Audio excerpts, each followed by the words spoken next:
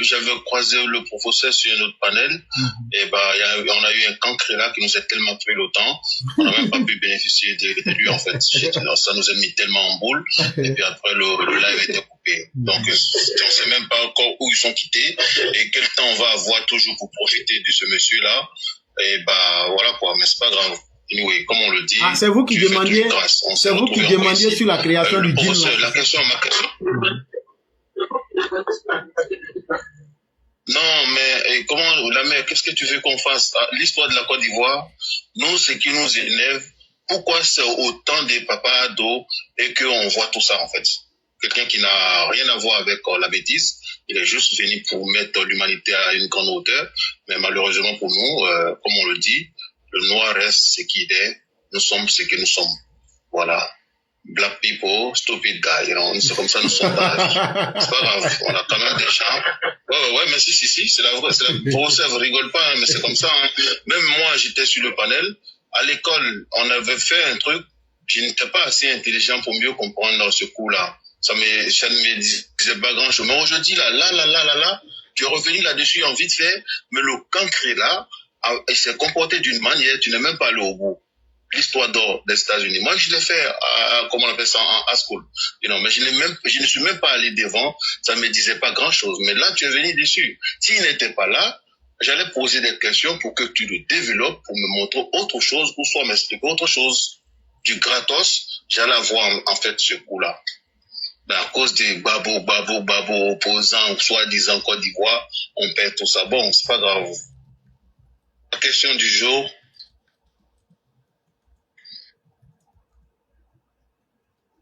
Sur l'histoire d'un expert en Côte d'Ivoire, le professeur centré.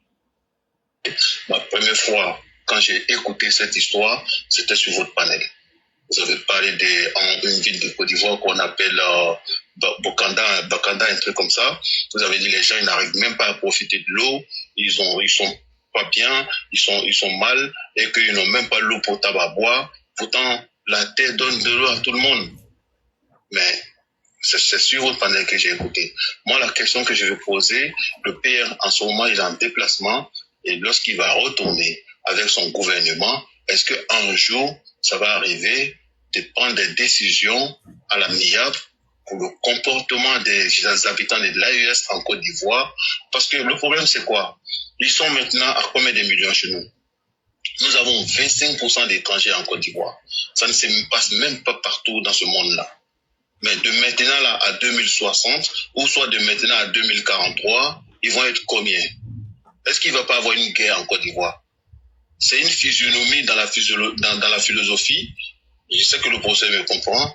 C'est genre un gamin qui pleure, qui dit plus tard, dans un monde des rêves, est-ce qu'il ne va pas avoir une guerre sur ce sujet-là un jour en Côte d'Ivoire? C'est ça ma question en fait. Les gars ne nous écoutent pas. Ils font ce qu'ils veulent. Et au moment qu'ils font ça, c'est autant de papas ados qui n'a rien fait du tout. Il n'était même pas là quand les Burkinabés ou les Malaisiens étaient en mauvaise position en Côte d'Ivoire. Lorsqu'il était là aussi, il faut poser la question, s'il te plaît. J'écoute. Ok. Non, j'ai déjà posé la question. Voilà. Donc, si la question est posée, laissez-moi aller parce qu'il y a d'autres questions. La question, c'est le comportement. J'ai déjà posé. Okay. J'ai fait mon micro. Ok. En fait, le problème du Burkina, il faut le comprendre aujourd'hui. Il y a un vaurien qui est à la tête du pays.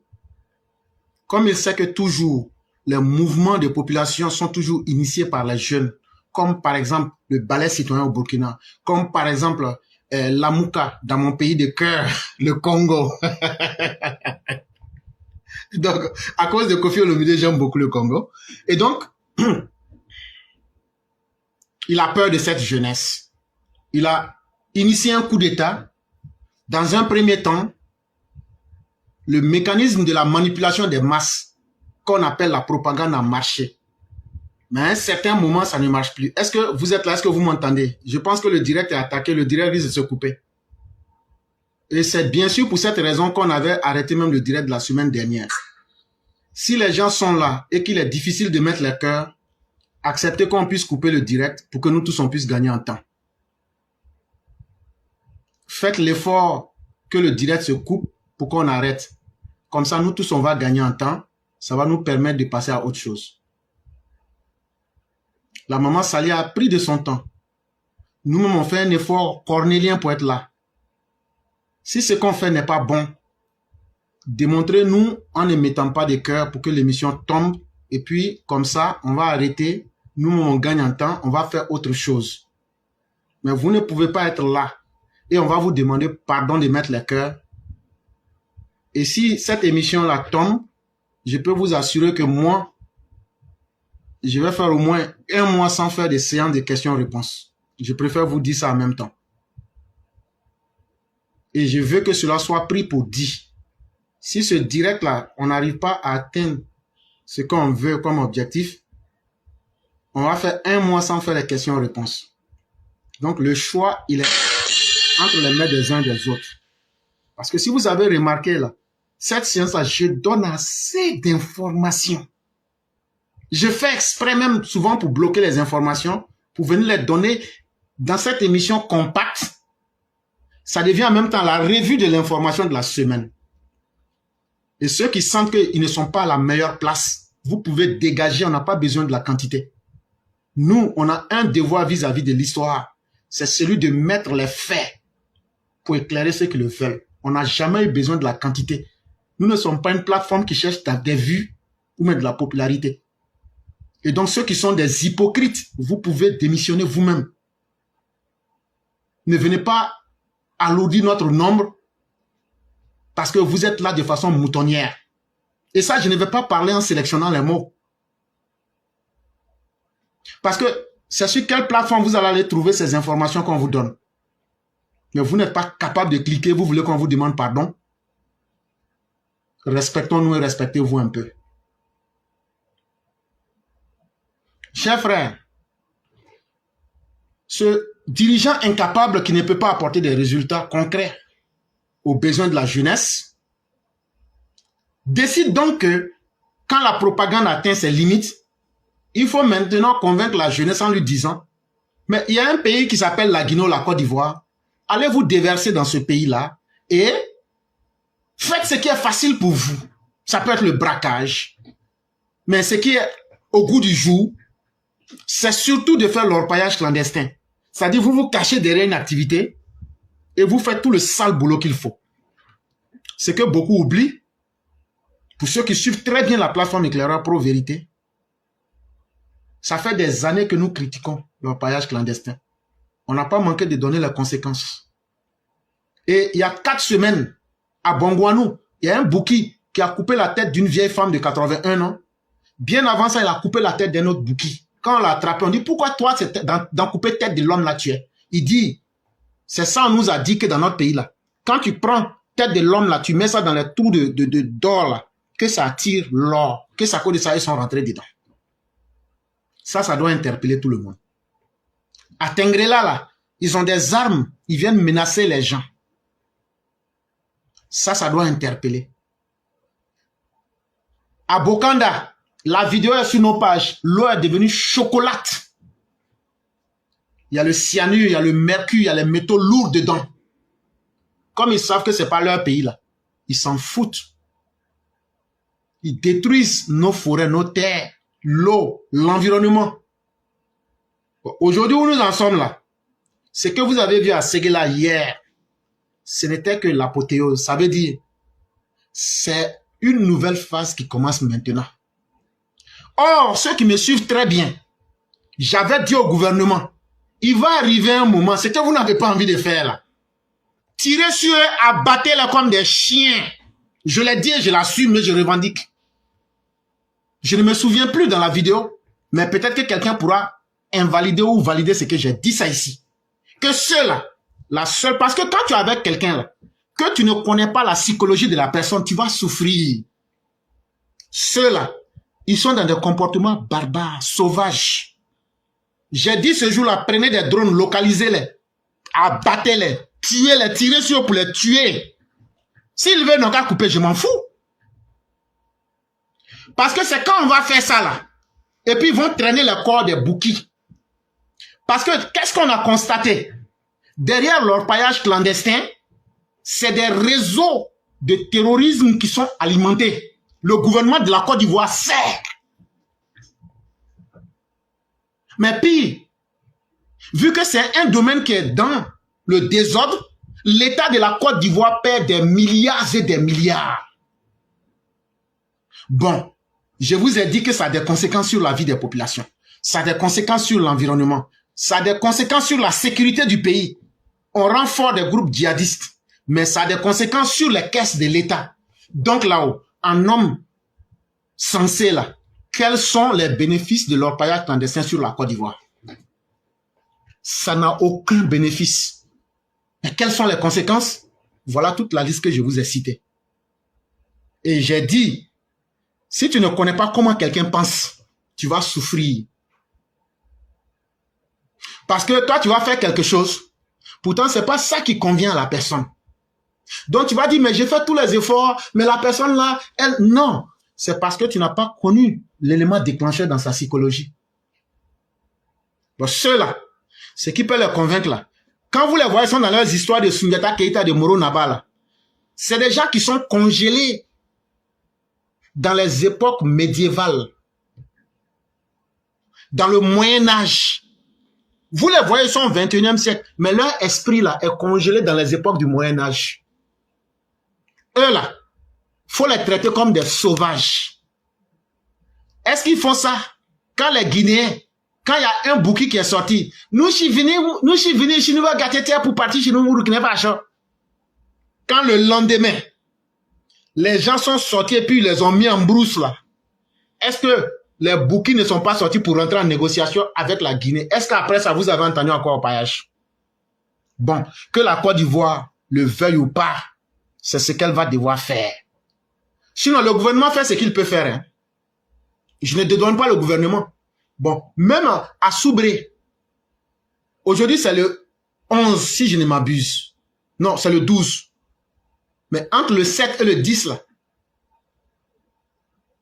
il y a une zone de Soubré qu'on appelle Nyamangui. C'est dans le département de Méagui. Ils ont pollué le fleuve Sassandra, là.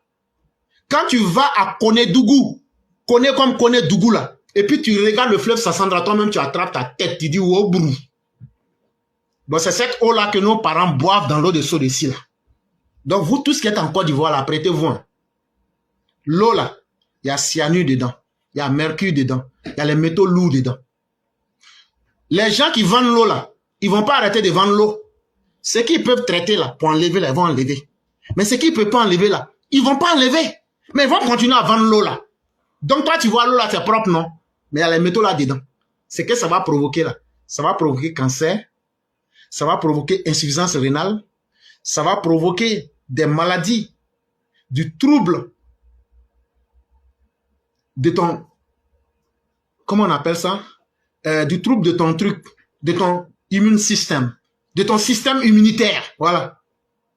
Ça va provoquer des maladies cérébrales, des maladies neurologiques. Tu vas voir, les enfants vont naître comme des enfants serpents. Leurs yeux sont gros comme ça, leurs têtes seront petites. Et puis ils sont là, quand ils te regardent là, tu as l'impression que c'est un lézard qui te regarde là. Ah, ça va provoquer ça. Et maintenant là, ça va provoquer des malformations. Tu vas voir, un enfant va naître là, sa main est collée à ses fesses. Un enfant va naître là, ses fesses sont collées à sa tête, comme au Niger là. Ça là, si on t'explique très bien que tu as compris là, toi qui aimais prendre gramme d'or, toi qui aimais la vie facile là, les conséquences là, ça est dans ta main aujourd'hui. Et ce que je vous dis là, vous ne pouvez plus échapper. Hein. Ça là, si je vous dis ça comme ça, clair là, vous ne pouvez plus échapper. Moi, je vous donne des exemples concrets. Allez à Bokanda, l'eau est chocolat. J'ai posté la vidéo. Aujourd'hui, ils ne peuvent plus boire l'eau. Ils sont obligés d'aller payer l'eau maintenant. Vous allez devenir des blancs forcés maintenant, blancs fois. Allez à Sassandra. Depuis des années, on fait ce combat. Maintenant, les aliments que vous allez cultiver, là, les métaux lourds là vont rentrer dedans. Les moutons qui mangent les herbes là, les conséquences des métaux là vont rentrer dedans. Si vous mangez viande, vous mangez nourriture, les conséquences vont revenir dans votre corps. C'est ce qu'on appelle la chaîne alimentaire. Et beaucoup parmi vont mourir et ça va poser un problème de santé publique. Ça, là, c'est vous-même qui avez choisi ça. C'est très bien. Chacun fait le choix qu'il veut. Donc là, même si le gouvernement vient lutter, c'est une bonne chose parce qu'il faut que ça cesse. Mais les conséquences qui sont déjà là, il n'y a personne qui peut les enlever. Et vous allez payer ça sur au moins 100 ans. Parce que quand on se comporte comme un peuple maudit, comme ce que les Ivoiriens font actuellement là, c'est comme ça que Dieu vous punit par les conséquences de vos méfaits. Et c'est très bien fait. Je serai très content quand je vais voir les morts alignés partout dans la Côte d'Ivoire. Parce qu'aujourd'hui, on ne sait pas comment les maladies ont commencé. On ne sait pas, ça va venir pas. Vous allez voir. Parce qu'on vous avait conseillé, ça fait combien d'années? Ça fait 6 ans, moi je vous conseille ici. Même le fleuve Sassandra là, un jour on a fait un combat même avec des autorités. Là-bas, ils sont allés. On a fait tout ça ici. Mais vous vous cachez derrière pour aller prendre petit jeton là. Aujourd'hui, là, les conséquences là, on ne peut plus revenir en arrière encore. Donc là, c'est plus une affaire de Dieu. Si vous voulez maintenant que votre mort n'a qu'à s'accélérer là, vous continuez. Mais ce qui a été intéressant, c'est quand hier, dans une localité de Séguéla, on a vu des échanges de coups de feu entre les orpailleurs clandestins, la gendarmerie, les eaux et forêts et la structure qui lutte contre les orpailleurs clandestins. Ah, j'étais très content. J'ai dit Dieu merci.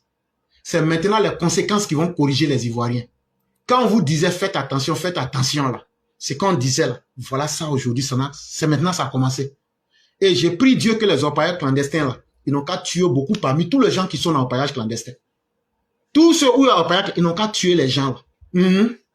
Là, comme ça là, bonheur que vous voulez facilement là, votre environnement est détruit, vos eaux sont détruites, mais ils vont détruire vos vies. Ils ont déjà commencé. Oh. Les têtes de la vieille qui a été tuée là, Ama, avec, eux aussi c'est des humains. Ça va arriver à chacun de nous. Et quand ça va arriver, j'ai prié Dieu pour que cela se fasse bien zo. Ils font pas ça dans leur pays. Mais ils viennent faire ça chez nous. Parce que nous, on est un peuple maudit. Donc la malédiction que nous, on a demandé là, Dieu va nous servir ça maintenant. Et je vous ai dit là, il n'y a plus de point de retour en arrière. Hein. Ce qui est déjà fait là, ça est déjà là. Donc quand on est d'accord sur ça, ils veulent maintenant nous assassiner rapidement pour prendre le contrôle des zones. Pourquoi vous refusez? On devrait accepter. Le gouvernement aussi s'adapte aussi en fonction des populations. Si toute une zone dit, nous on n'est pas d'accord avec ça, le gouvernement a d'autres choix. Le gouvernement ne va jamais vous abandonner pour faire plaisir aux étrangers. En tout cas, ce n'est pas le gouvernement d'Alassane Ouattara. Mais quand dans les populations, des chefs de village, des chefs de jeunes, des personnes sont en train de faire yuruku yuruku, c'est ça qui conduit à ça. Eux vont faire leur yuruku yuruku, ils ne partagent pas leur argent avec vous, mais c'est vous tous qui assumez les conséquences. C'est ça, c'est ce moment-là qui est arrivé comme ça. Là. Donc, le gouvernement, comme je l'ai dit, j'ai même donné un exemple entre le 7 et le 10, ils font des luttes. Et même pour ces gars-là, ils étaient partis pour lutter. Mais le problème, le gouvernement seul ne peut pas tout faire. Je ne suis pas là pour dédouaner le gouvernement. Mais eux seuls, ils ne peuvent pas tout faire. C'est ce que je suis en train de dire. Les populations elles-mêmes doivent se lever. Et ce problème-là, on ne peut pas mettre fin à ce problème-là en luttant de façon circonstanciée. Non, on a fait pour notre village. Hein. Nous, on vous regarde maintenant. Non. C'est tout le monde qui doit se lever un coup. Ça veut dire toute la Côte d'Ivoire. On se lève, on se donne 3 jours pour chasser tous les orpailleurs clandestins. Je dis 3 jours. On sait où sont, on sait où ils se cachent là. Que vous soyez villageois, population là. On rentre derrière eux partout. On les tague en direct. On dit beaucoup parmi eux. Oui, oui. Vous les taguessez. Vous les taguessez. Parce que là, si c'est tout un village là, le gouvernement ne peut pas mettre toute une région en prison. Parce que là où c'est arrivé là, c'est la vie de nous tous qui est en train d'être détruite. Donc c'est tout le monde qui doit se lever. Et quand tout le monde se lève là, on fait un travail zo, intégré en direct. Et puis ça là, on met ça derrière nous. Un asset protocole propre. Et puis on passe. C'est la seule solution qui reste aujourd'hui. Sinon, vous allez voir beaucoup de têtes coupées. Votre environnement va continuer à être dégradé. Vos vies seront mises en danger. Et vous allez vous habituer aux attaques maintenant des orpailleurs clandestins, à la multiplication de la drogue et à la multiplication de l'économie parallèle qui vient avec tout son lot de poison. Donc, chers frères, voilà ce que je pourrais dire sur cette affaire. Et en ce qui concernait, peut-être sur ce qui vous intéressait un peu plus, l'histoire de l'orpaillage et de la fièvre de l'or dans l'ouest des Amériques, il faut savoir que c'est à partir des années 1848, il y a des gens qui découvrent quelques pépites d'or. Ils étaient en train de travailler dans un moulin en Californie.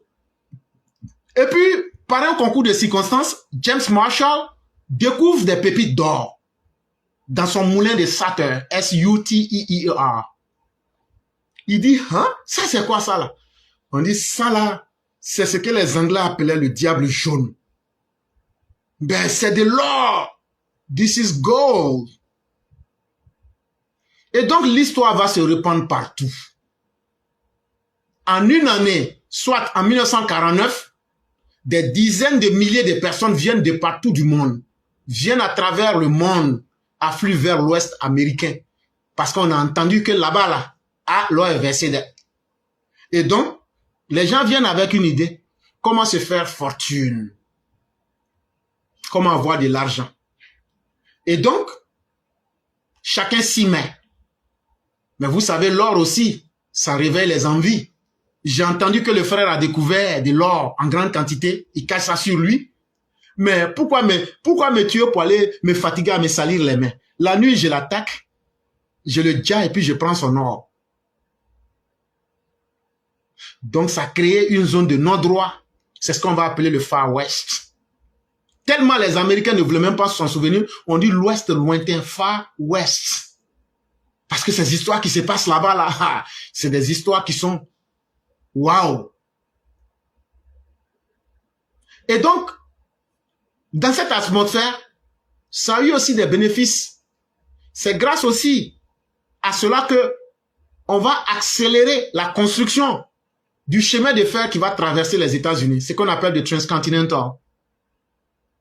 Mais ça va aussi créer la naissance de certaines villes comme San Francisco, mais sans oublier que ça aura des conséquences dévastatrices sur les populations autochtones. Ça aura ses conséquences entre même les nouveaux chercheurs d'or. Parce que toi, tu peux découvrir ton or, mais quand tu finis, chacun n'est pas venu pour les mêmes intentions. Quelqu'un peut t'abattre et puis prendre ton or et puis passer à autre chose. C'est dans cette atmosphère-là qu'il y a un juif qui s'appelle Levi Strauss. Lui, il vient, au lieu de tomber dans l'affaire d'or pour chercher l'or là, lui, il était un marchand de tissus. Il y a tissu, il y a tissu, il y a tissu, il y a tissu. Quand lui, il arrive, il dit, mais avec toutes les conséquences que je vois, et puis ça continue d'attirer les gens. Comme on dit, l'espoir fait vivre. Comme moi, je suis un marchand de tissus, qui est le meilleur tailleur de la ville ici? On dit, c'est Jacob Davis. Ah, Jay, are you a tailor? Tu es un tailleur? Oh yeah, I'm a good one too. Et je suis un très bon tailleur. Je peux coudre des pantalons. Et surtout même, je le fais déjà pour les travailleurs. Hein. Mais actuellement, les pantalons que nous faisons, c'est avec des rivets en cuir en fait. Mais les gens trouvent qu'il fait un peu chaud. Donc, on est en train de chercher un vêtement ultra résistant pour les mineurs dans les mines et les ouvriers. C'est ça qui nous fatigue actuellement. Et c'est là maintenant que le marchand des tissus, Levi Strauss, arrive à inventer un tissu qui est résistant. Un tissu qui est aussi solide que du cuir. Et en collaboration avec Jacob Davis, ils vont fabriquer les premiers jeans. Et les gens constatent que vraiment la chose répond aux besoins sur le terrain. Parce que c'est un tissu qui est solide. Et là, les gens s'engagent et eux, ils font fortune dans la création des tissus jeans. Mais c'est plus tard, dans les années 1950, que le jean va reprendre une nouvelle popularité aux États-Unis. Il y a eu la première popularité avec le Far West, mais il y a aussi une deuxième popularité avec les années 1950, où on a encouragé la société américaine à fumer les cigarettes et surtout à adopter un mode de vêtements. Parce que là, on te parle de l'époque des hippies. Et donc, c'était l'époque qui symbolisait la rébellion des années 50, où vous voyez des jeunes qui ont porté des pantalons, qui ont les cheveux, les Jimi Hendrix et puis les autres là. Voilà, durant cette période-là, il fallait briser tout ce qui était tabou dans les sociétés. C'est là maintenant que, par exemple, on dit aux femmes, vous voyez, en fumant, c'est comme si vous prenez possession de la masculinité d'un homme. Donc, fumez. Quand vous lisez le livre de Barnes, vous comprenez ça très bien là-bas. Voilà, comment influencer les masses. Voilà. Et puis, pour le jean, on va voir ça comme un symbole de rébellion. Parce que c'est un habit qui n'a pas besoin d'être lavé toutes les fois. Parce que ça ne se salit pas vite aussi. Et ça peut te permettre de l'utiliser sur longtemps sans que tu ne le laves. Mais les Américains n'en font pas seulement un objet de rébellion des années 50, mais ils transforment ça avec la publicité en un objet incontournable de la mode. Et on fait des publicités qui accompagnent. Et c'est là que dans les années 80, vous allez voir en Afrique, les jeunes s'habillent en complet jean. On dit, ouais, jusqu'à maintenant, ils ont eu le nom américain comme surnom. Donc, voilà un peu l'histoire du jean.